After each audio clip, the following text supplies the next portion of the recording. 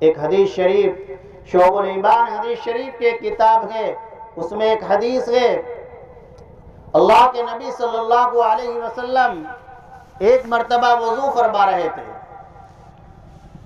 نبی پاک صلی اللہ علیہ وسلم کے جسم مبارک سے وضو کا جو پانی گر رہا تھا، اس پانی کو حضرات صحابہ کرام رضی اللہ تعالی عنہم اپنے بدن پر تبرک کے طور پر لگا رہے تھے، اور جن صحابہ کرام رضی اللہ عنہم کو وہ پانی نہیں مل سکا، وہ اپنا بدن ان صحابہ کے بدن سے لگا رہے تھے جن کے بدنوں کو وہ پانی لگ گیا، جو نبی پاک صلی اللہ علیہ وسلم کے جسم مبارک سے ہو کر گزرا ہے۔ نبی پاک صلی اللہ علیہ وسلم نے جب یہ منظر دیکھا تو فرمایا ما یحملکم علی ھذا، اے میرے صحابہ، تمہیں اس چیز پر کس چیز نے آمادہ کیا ہے، تم یہ کام کیوں کر رہے ہو؟ صحابہ نے عرض کیا حبک یا رسول اللہ، اے اللہ کے رسول، ہم آپ کی محبت میں ایسا کر رہے ہیں، ہمیں آپ سے محبت ہے، جو چیز آپ کے جسم سے لگ گئی ہمیں اس سے بھی محبت ہے۔ تو اس وقت نبی پاک صلی اللہ علیہ وسلم نے ایک ایسی قیمتی بات ارشاد فرمائی کہ اگر اس کو سونے کے پانی سے بھی لکھا جائے تب بھی اس کا حق ادا نہیں ہوتا۔ ایک نسخہ بتا دیا پوری امت کے لیے، ارشاد فرمایا من سرہ ان یحب اللہ ورسولہ ویحبہ اللہ ورسولہ فلیصدق حدیثا ولیؤد امانتا ولیحسن جوار من جاورہ۔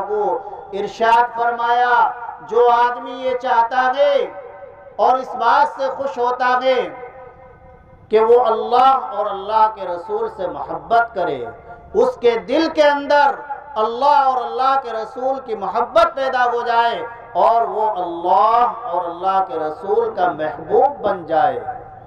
چاہتے ہیں آپ؟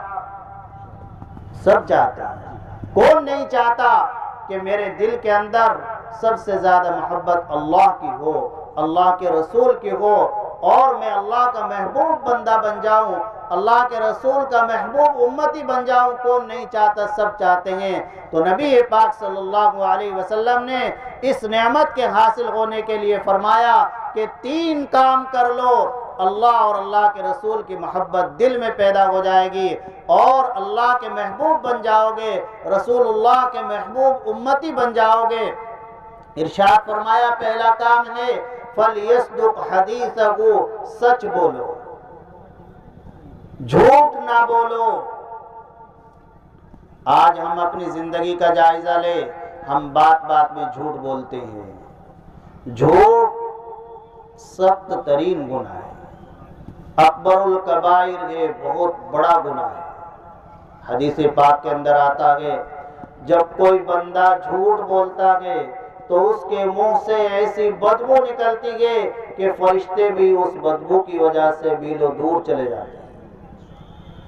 لہذا ایک تو پختہ ارادہ کرے کہ آج کے بعد کبھی جھوٹ نہیں بولیں گے، آج تک زندگی میں جو جھوٹ بولا ہے اللہ سے توبہ کرتے ہیں، اللہ اپنی رحمت سے معاف فرماتے ہیں۔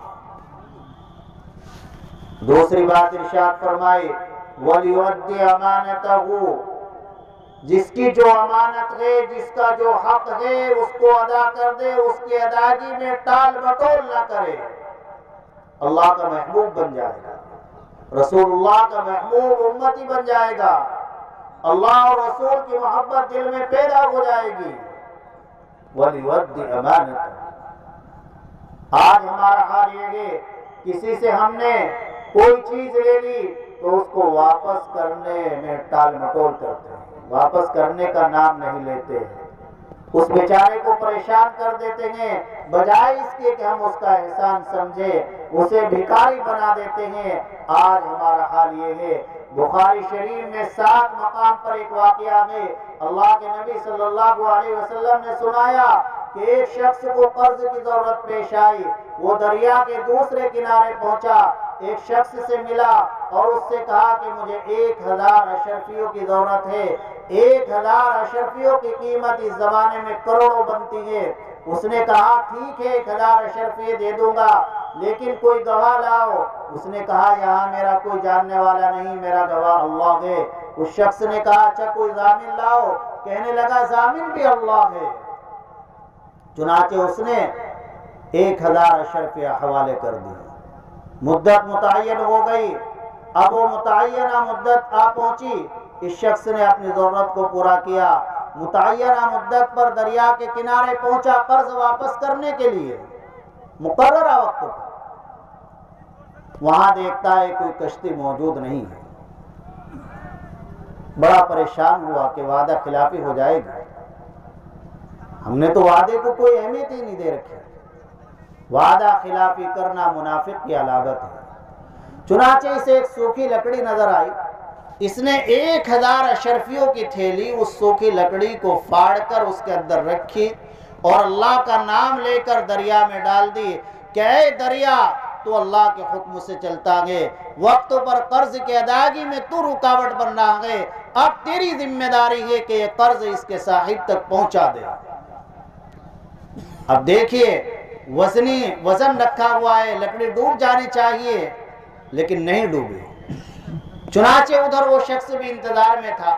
اس نے دیکھا کوئی کشتی تو نہیں آ رہی ہے، البتہ ایک لکڑی آ رہی ہے، اور اس نیت سے اٹھا لی کہ چلو جلانے کے کام آ جائے گی۔ اس کو چیر کر دیکھا کہ اس میں سے اشرفیوں کی تھیلی نکلی۔ تو اس واقعے سے اللہ کے نبی صلی اللہ علیہ وسلم نے امت کو یہ سمجھایا ہے دیکھو اگر تم امانت دار ہوگے، دیانت دار ہوگے تو اللہ تعالیٰ سوکھی لکڑی اور سمندر دریا کو بھی تمہارے تابع بنا دے گا۔ اس واقعے سے معلوم ہے۔ تو دوسری چیز یہ ہے کہ امانت جس کی جو ہے وہ ادا کر دے۔ اور تیسری بات ارشاد فرمائی وَلْيُحْسِنْ جِوَارَ مَنْ جَاوَرَهُ، اپنے پڑوسی کے ساتھ اچھا سلوک، اچھا برتاؤ کرے۔ تو جو آدمی یہ 3 کام کرے گا، سچ بولے گا، امانت میں خیانت نہیں کرے گا، امانت حق کی ادائیگی میں ٹال مٹول نہیں کرے گا، اور پڑوسی کے ساتھ اچھا سلوک، اچھا برتاؤ کرے گا، تو اللہ کا محبوب مقبول بندہ بن جائے گا اور اللہ کے نبی صلی اللہ علیہ وسلم کا محبوب امتی بن جائے گا۔ اللہ تعالی ہمیں عمل کی توفیق عطا فرمائے۔ وآخر دعوانا الحمدللہ رب العالمین۔ جزاک اللہ خیرا و احسن الجزاء۔ تو جذبات سے